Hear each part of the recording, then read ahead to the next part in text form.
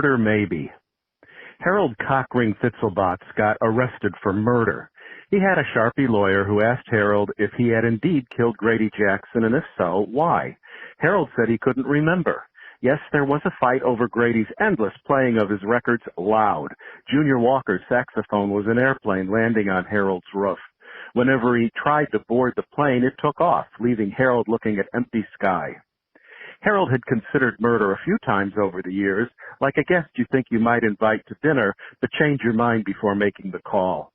He had begun to loathe Grady shortly after Grady moved in 9 years ago.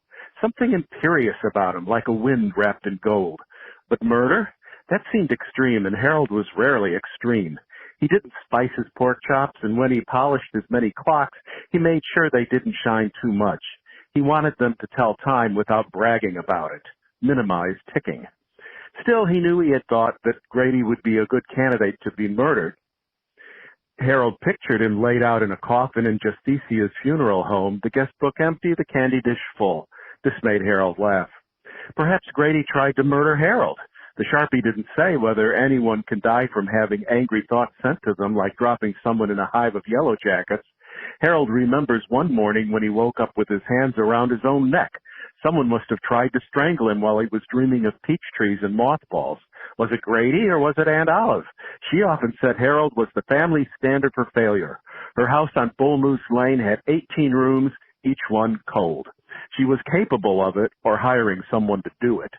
Harold decided that you could murder someone and forget you did it. Like an item on the grocery list. Did you remember to get biz or not? There would be a trial. Grady died under suspicious circumstances. The judge forgot to show up. The courthouse had a heart condition and stayed in bed. Harold went to work and sent the Sharpie a check. When he got home, he found that he missed Junior Walker after all. He blasted several songs on Spotify. The moon growled that he should turn it down. It was trying to sleep. Harold Cockring Fitzelbatz locked himself deep in the saxophone and wouldn't come out. His garage door sulked, opened on its own, and released mice to the whole neighborhood.